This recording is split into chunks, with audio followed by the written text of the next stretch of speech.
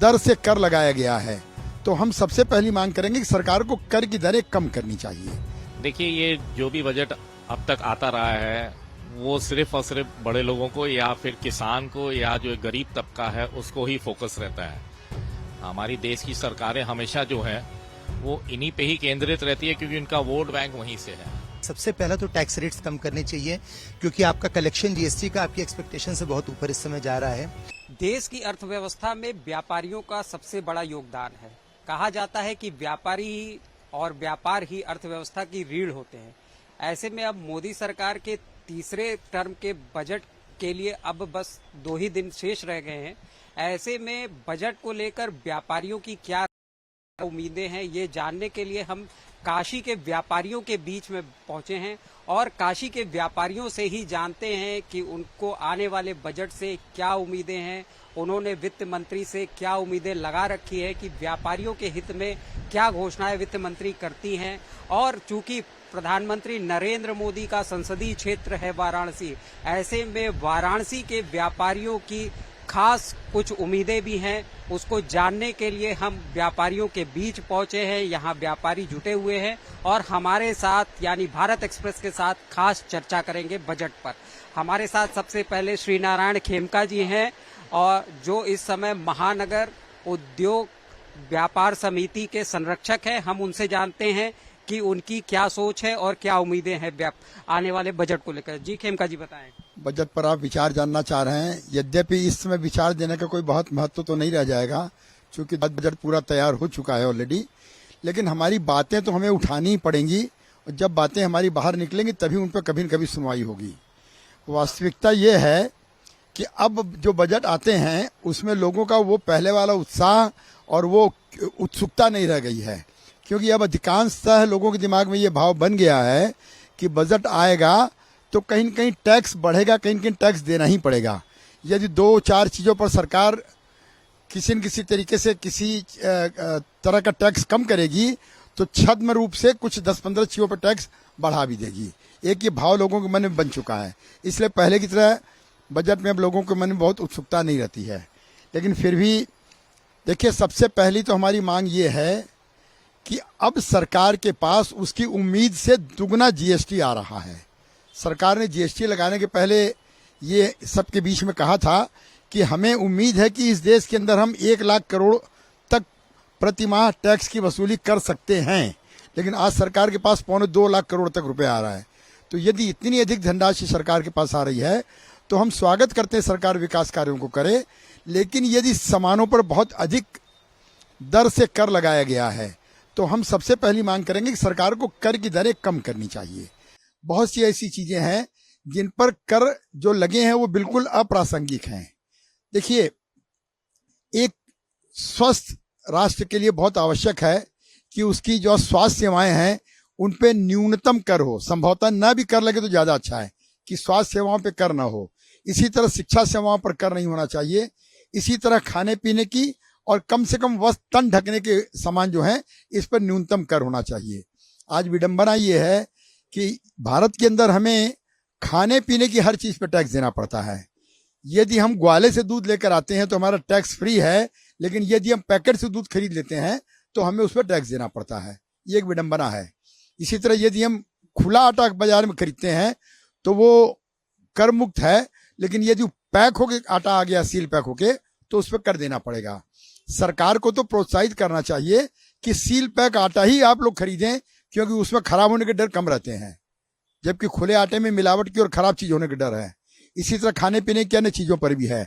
शिक्षा की स्थिति भी देखिए यही है कि केवल छोटी क्लास के बच्चों की जो पुस्तकें हैं वो टैक्स से रहित हैं और 10th क्लास के बच्चों को 9th क्लास के बाद यदि बच्चे कहीं पढ़ने जाते हैं तो उनकी हर पुस्तक पर, हर स्टेशनरी पर टैक्स लगता है। क्या सरकार चाहती है कि बच्चे कम शिक्षित हों, अधिक शिक्षित ना होने पाए? मतलब यदि 9वीं क्लास तक बच्चा गया, उसने पुस्तकें खरीदी या स्टेशनरी खरीदी, उसको टैक्स नहीं देना पड़ा, तो बड़ी क्लास में जाने पर तो उसको ज्यादा खर्च करना पड़ता है, उसको ज्यादा प्रोत्साहित करने की जरूरत है, उसको ज्यादा छूट देने की जरूरत है। आज कपड़ों के साथ भी ये स्थितियां बनी हुई हैं हमारे यहाँ कि सस्ते कपड़े जो 1000 रुपए तक के हैं उसमें 5% टैक्स है, लेकिन यदि वस्त्र 1000 रुपए की कीमत का हो गया तो उस पर हमें टैक्स 12% देना पड़ेगा। आज तक जब से सेल टैक्स या वैट लगा तब से कभी भी इतना टैक्स का रेट नहीं था। ये सर्वाधिक है। 1,000 रुपए के अंदर तो आज कोई भी साधारण सा कपड़ा लोगों को मिलता है। जाड़े में यदि पहनने के लिए आदमी एक स्वेटर खरीदेगा तो उसको किसी भी व्यक्ति को 1,000 रुपए की स्वेटर नहीं मिलेगी। तो गरीब कहाँ जाएंगे? 12% टैक्स देंगे। आज विलासिता की चीजें आप मान सकते हैं कि हैं, उन पे आप टैक्स ज्यादा ले रहे हैं, लेकिन उसकी भी एक सीमा होनी चाहिए। आज 28% की कर की दर बहुत ही ज्यादा एग्जिजरेटेड कहलाएगी। मैं समझता हूं कि जितनी भी वस्तुओं पर 28% टैक्स है उसको बेचने वाले व्यापारी अधिक से अधिक 5 से 10% कमा पाते होंगे, इससे अधिक नहीं। अगर तात्कालिक रूप में कहा जाए कि जो सबसे पहले प्राथमिकता पर सरकार को करना चाहिए इस बजट में, वो क्या है? टैक्स लगाने का प्रोसीजर पहली बात सरल करें, और जिन वस्तुओं पर अधिक कर है या जो वस्तुएं व्यक्ति के हर समय इस्तेमाल में आने वाली हैं उन पर टैक्स की दर अनिवार्य रूप से निश्चित रूप से कम होनी चाहिए। अच्छा, अगर व्यापार की बात करें तो कौन कौन सी सहूलियतें अगर बजट में मिल जाए तो व्यापार और प्रोत्साहित होगा, उसमें संवर्धन होगा? देखिए, आज खुदरा व्यापार इस देश का सबसे बड़ा सेक्टर है जो लोगों को रोजगार देता है। सरकार कह सकती है कि कृषि बड़ा है, लेकिन मेरा जहां तक गणना है, मेरा जो कैलकुलेशन है वो कहता है कि कृषि पहले के मुकाबले क्षेत्र में होने लग गई है और व्यापार का क्षेत्र कई गुना पहले से बढ़ गया है। तो छोटे और खुदरा व्यापारियों की संख्या इस देश में 20 करोड़ से अधिक है, और सबसे अधिक आज वही परेशान है। क्यों? कि आज इनको कंपटीशन करने के लिए सरकार ने बहुत सारे रास्ते खोल दिए, जिससे इनका व्यापार इनको लगातार नुकसान हो रहा है। ऑनलाइन एक ऐसा सेक्टर खोल दिया, ये मोदी सरकार के आने के बाद इसमें विशेष परेशानियां आई हैं। जब से इन्होंने विदेशी कंपनियों को, अमेजन, फ्लिपकार्ट, मंत्रा जैसी कंपनियों को बुला लिया इस देश में, और इस देश के बड़े उद्योगपतियों को भी इस बात की खुली छूट दे दी कि वो छोटे व्यापारियों के कंपटीशन में अपना प्रोडक्ट बाजार में बेचें। ये जो बड़े बड़े खिलाड़ी आते हैं ये अकूत धन के स्वामी होते हैं, चाहे विदेशी कंपनी हो चाहे स्वदेशी हो। इनके लिए 5,000 10,000 करोड़ का नुकसान कोई महत्व नहीं रखता। बाजार को कब्जा करने की दृष्टि से ये लोग करोड़ों रुपए का, हजारों करोड़ का नुकसान दे करके भी और कम दाम पे चीजें सुविधाजनक तरीके से लोगों तक पहुंचाते हैं। ये स्वागत योग्य बात है कि सुविधाजनक तरीके से पहुंचाते हैं, लेकिन इसका जो नुकसान हो रहा है ये इस देश के असंगठित छोटे व्यापारियों को हो रहा है, और उनकी स्थिति दिन पर दिन बिगड़ रही है। और संभवतः सरकार की मंशा भी यही लगती है कि ये इस देश में कारोबार करना समाप्त कर दें और पूरा व्यापार केवल बड़े बड़े पूंजीपतियों के हाथ में सौंप दिया जाए। देखिए, हमारे साथ कुछ और व्यापारी भी हैं, हम उनसे भी उनकी राय भी जानते हैं। देखिए, ये जो भी बजट अब तक आता रहा है वो सिर्फ और सिर्फ बड़े लोगों को या फिर किसान को या जो गरीब तबका है उसको ही फोकस रहता है। हमारी देश की सरकारें हमेशा जो है वो इन्हीं पे ही केंद्रित रहती है, क्योंकि उनका वोट बैंक वहीं से है। खुदरा व्यापारी है, उन पे कभी भी जो है हमारा आम बजट फोकस नहीं रहता है। तो आपको क्या लगता है, सरकार को क्या करना चाहिए? सरकार को जो है वो मध्यम वर्गीय लोगों का विशेष ध्यान रखना है, क्योंकि आज के परिवेश में जो सबसे ज्यादा परेशान है वो मध्यम वर्गीय आदमी है या मध्यम वर्गीय दुकानदार है। उसके टैक्स स्लैब में उनको रियायतें दी जाएं, महंगाई दर पे कंट्रोल किया जाए। आज आप देख रहे हैं सारी चीजों की कितनी चीजें महंगाई है। महंगाई जो है वो बियॉन्ड कंट्रोल हो चुकी है। किसी भी रोजमर्रा वस्तुओं पे भी आप अगर आप देखना चाहते हो, चाहे वो अनाज हो चाहे सब्जियां हो, सब अपने चरम सीमा पे चल रही हैं। तो सरकार अगर कुछ ऐसे कदम उठाए कि सब चीजों पे लागू किया जा सके तो वो सराहनीय होगा। और साथ ही साथ हमारा ये निवेदन रहेगा कि भैया जो भी बाकी चीजों की मूल चीजों की जरूरतें होती हैं, टैक्स की इतनी तादाद बढ़ गई है, जीएसटी के अंदर जो भी प्रावधान इन्होंने लगाए हैं, जीएसटी देने से कष्ट हम लोग को नहीं है, लेकिन जीएसटी विभाग द्वारा जो हम लोग को आज की तारीख में प्रार्थनाएं की जा रही हैं, जो परेशानियां की जा रही हैं, वो उस पर थोड़ा लगाम लगाना चाहिए सरकार को। अनायास लोगों को परेशान किया जा रहा है। अगर किसी की कोई त्रुटि है तो उसको त्रुटि सुधार करने का भी मौका नहीं दिया जाता है।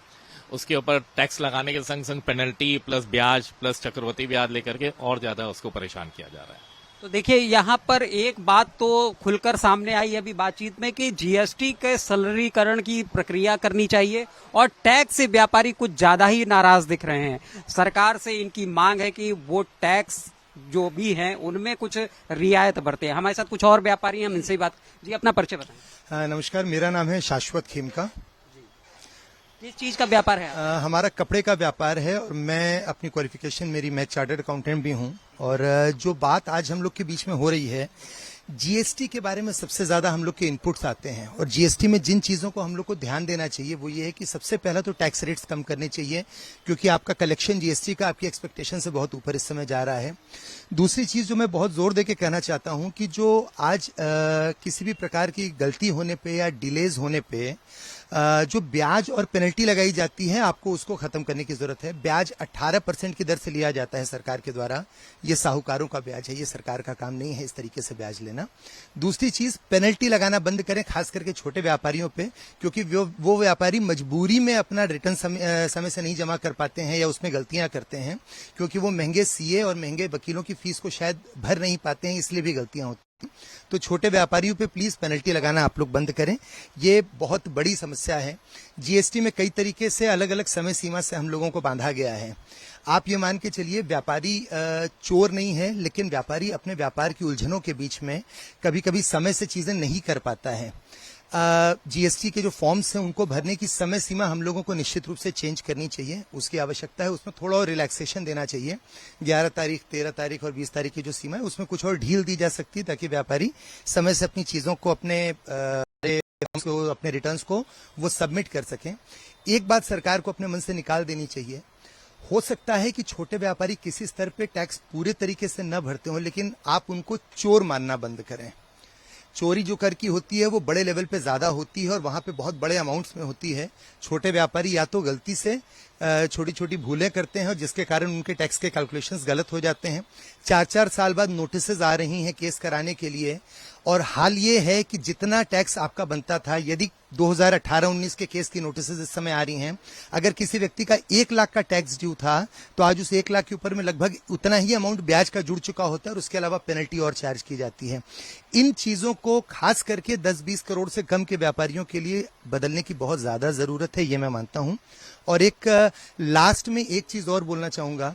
लगातार हम ये देखते हैं कि राष्ट्रीय स्तर पे जीडीपी के हमारे आंकड़े बेहतर परफॉर्मेंस के इंडिकेटर्स दिखा रहे हैं। 5 से लेके 8% के बीच में प्रोजेक्शंस भी आते हैं और एक्चुअल रिटर्न्स भी आते हैं।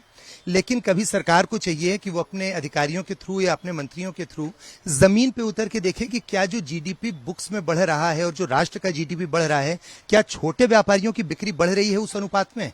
ज्यादातर छोटे व्यापारी आज इस चीज से परेशान है कि वो अपने पिछले साल की सेल को भी पूरा नहीं कर पा रहे हैं और पूरे राष्ट्र का जीडीपी बढ़ रहा है। इसका मतलब कहीं ना कहीं व्यापार बड़े व्यापारी और उद्यमियों के हाथ में कॉन्सेंट्रेट हो रहा है। ये बहुत खतरनाक साइन है उस कैटेगरी के लिए, उस ट्रेड इंडस्ट्री के लिए जिसको हम खुदरा व्यापार कहते हैं, क्योंकि 10-15 करोड़ खुदरा व्यापारी होंगे, लेकिन उनके साथ जुड़े हुए 15 से 20 करोड़ ऐसे और लोग होंगे जिनके परिवार रोजगार के थ्रू उनके साथ में जुड़े हुए हैं। इन सबके ऊपर इसका प्रभाव पड़ रहा है कि आज इंडिया में जो इनकम टैक्स के रेट्स हैं और उसके मुकाबले जो सुविधाएं दी जाती हैं इनकम टैक्स के जो पेज हैं, खास करके जो सैलरीड क्लास के लोग हैं, वो कहीं से भी तर्क संगत नहीं लगता है और कहीं से भी न्याय संगत नहीं लगता है। आप बड़े कॉर्पोरेट्स पे कर आज आप कम करते जा रहे हैं और इंडिविजुअल्स पे टैक्स बढ़ता जा रहा है। ये कहाँ का न्याय है, मुझे नहीं समझ में आता। और एक लास्ट चीज है, जो सेक्शन 43BH इन्होंने लागू किया है इनकम टैक्स में, 45 दिन की समय सीमा वाला, उसको निश्चित रूप से स्क्रैप कर देना चाहिए। ऐसे बहुत से व्यापार हैं जहां पे माल बिकने पे पेमेंट करने की शर्तें होती हैं आपस में। ऐसे बहुत से व्यापार हैं जहां 3 से 6 महीने के पेमेंट की शर्तें आम होती हैं। आप एक ब्लैंकेट रूल बना के आपने पूरी की पूरी इंडस्ट्री को इसके पीछे धकेल दिया सिर्फ एमएसएमई के नाम पे। और सबसे मजे की बात यह है कि अगर कोई व्यापारी 45 दिन में पेमेंट नहीं करता है तो उसे टैक्स जमा करना है सरकार को। इससे न ही टैक्स देने वाले व्यापारी का कोई भला हो रहा है और न ही उस व्यापारी का कोई भला हो रहा है जिसको अपना पेमेंट समय से नहीं मिल पाया। तो इसके पीछे सरकार की मंशा क्या है मुझे नहीं क्लियर है और बहुत सारे कॉम्प्लिकेशंस हैं इस रूल को लेके। मैं हाथ जोड़ के विनती करता हूं फाइनेंस मिनिस्टर साहिबा से कि इस नियम को जल्द से जल्द खत्म करें और व्यापार की जो भी आपके प्रतिनिधि हैं, चाहे वो बड़े बड़े ऑर्गेनाइजेशंस हों या चाहे छोटे व्यापारी संगठन हो, आप उनसे मिलके इस चीज के लिए एक कोई दूसरे तरीके से नियम बनाएं जिससे कि व्यापारी का भी भला हो, पेमेंट समय से आना शुरू हो जाए। तो देखिए, शाश्वत जी ने एक उद्यमी और एक चार्टेड अकाउंटेंट होने के नाते बड़ी बारीकी से जो टैक्सेस के कॉम्प्लिकेशंस हैं, जो रूल्स में जटिलताएं हैं, उसकी भी बात हमसे रखी। हमारे साथ कुछ और व्यापारी भी हैं, हम उनसे भी जानना चाहेंगे कि उनकी क्या राय है बजट को लेकर। जी, अपना परिचय बताएं। मैं मन्नू जैसवानी व्यापार करता हूं। टैक्स के विषय में मुझे ये बोलना है कि भाई देखिए, पिछले 7-8 साल पीछे जाइएगा और इस समय जो टैक्स आ रहा है तकरीबन 4 गुना बढ़ गया है टैक्स इन लोगों के पास जो आ रहा है। लेकिन इधर भी जो है मध्यम वर्ग के लिए बहुत जीने के लिए बड़ी परेशानी हो रही है। जैसे खाना पीने की जैसे सामान है उनके ऊपर से टैक्स हटा देना चाहिए, जैसे स्वास्थ्य के लिए उनके भी टैक्स हटाना चाहिए, शिक्षाओं के ऊपर भी टैक्स हटाना चाहिए। तीसरी बात तो ये है कि भाई जो 60 साल से ऊपर हो गए हैं व्यापारी, उनको पेंशन देना, जो लगातार टैक्स देता आ रहा है, इसको सुविधा करनी चाहिए। और जैसे ऑनलाइन व्यापार बहुत ज़्यादा बढ़ गया है, हम लोग मध्यम वर्ग वाले व्यापारियों को बड़ी दिक्कत होती पूरी चीज़ों को जुटाना। इसलिए मैं ये चाहता हूँ, मैं रिक्वेस्ट करता हूँ, थोड़ा इनके ऊपर ध्यान देना अवश्य है। एक हमारे साथ और व्यापारी यहाँ पे हैं, हम उनसे भी जानते हैं। जी भाई साहब, आपका शुभ नाम? जय किशन खत्री। मैं भी यहाँ व्यापारी हूँ काफी वर्षों से। तो चूंकि सरलीकरण वगैरह तो काफी बातें यहाँ आ गई, लेकिन फिर भी मैं इतना कहूंगा कि आज पीछे जो चुनाव की जो स्थिति रही, चूंकि भारतीय जनता पार्टी पूरे इंडिया में बहुत अच्छा काम कर रही है, लेकिन जो स्थिति चुनाव की रही, इसमें भी इस बजट जीएसटी और जो टैक्सेस के हैं, ये बहुत बड़ी वजह है इसकी। अगर मुझे लगता है कि अगर टैक्स पेयर को अगर सुविधा रहेगी और वकीलों और की जरूरत ना पड़ के डायरेक्ट जो है वो टैक्स जमा करेंगे, तो वो उनके खर्चे भी कम होंगे और टैक्स पेयर भी बढ़ेंगे। और उसके लिए मेरा सुझाव यही है कि संगोष्ठियां होनी चाहिए और जीएसटी विभाग वालों को करनी चाहिए और नए नए व्यापारियों को जोड़ना चाहिए कि आप देखिए लैपटॉप और मोबाइल पे ही आप इतना कुछ कर सकते हैं कि आपको वकील के पास जाने की जरूरत नहीं है। और जो एक इन सब विषयों से थोड़ा हट करके मैं बताऊं, मैं अभी इंडिया लेवल में जितने भी रिटेल चेन स्टोर हैं, चाहे गारमेंट्स के हो या किसी पे हो, उनको एक चीज उनको विशेष कर दर्शाया गया, पिछले 10 दिन पहले न्यूज़पेपर में आया था कि आप उसी मॉल में या वही शोरूम आप अपना रेंट पे या परचेस करिए जहां पार्किंग की सुविधा हो। मुझे लगता है कि बजट में एक ऐसा बड़ा बजट निकलना चाहिए कि जो पूरे हिंदुस्तान की जो पुरानी मार्केट है जहां पार्किंग की व्यवस्था नहीं है और वो नजूल की जमीनें, विकास प्राधिकरण की जमीनें, नगर निगम की जमीनें, वो परचेस करके मल्टी स्टोरी पार्किंग अगर बनाई जाए तो मुझे लगता है कि हजारों लाखों की तादाद में मार्केट डेवलप कर जाएगी और टैक्स पेयर बढ़ेंगे। ये मुझे निश्चित विश्वास है। देखिए, हमारे साथ वाराणसी के व्यापारी थे जिन्होंने खुलकर अपनी बात रखी। उन्होंने ये भी बताया कि जो टैक्स का प्रोसीजर है वो भी काफी जटिल है और इसके लिए व्यापारियों को, खास तौर पर छोटे और मझोले व्यवसायियों को काफी परेशानी होती है। सीए और टैक्स प्रैक्टिशनर्स के यहाँ चक्कर लगाने पड़ते हैं। इस पर वित्त मंत्री को ध्यान देना चाहिए और आने वाले बजट में कुछ ऐसे प्रावधान करने चाहिए जिससे कि खुदरा व्यापारियों का मनोबल बढ़े, उनका व्यापार बढ़े। इसको लेकर खास ध्यान देना चाहिए। वाराणसी से कैमरा पर्सन नवनीत राय के साथ सौरभ अग्रवाल, भारत एक्सप्रेस।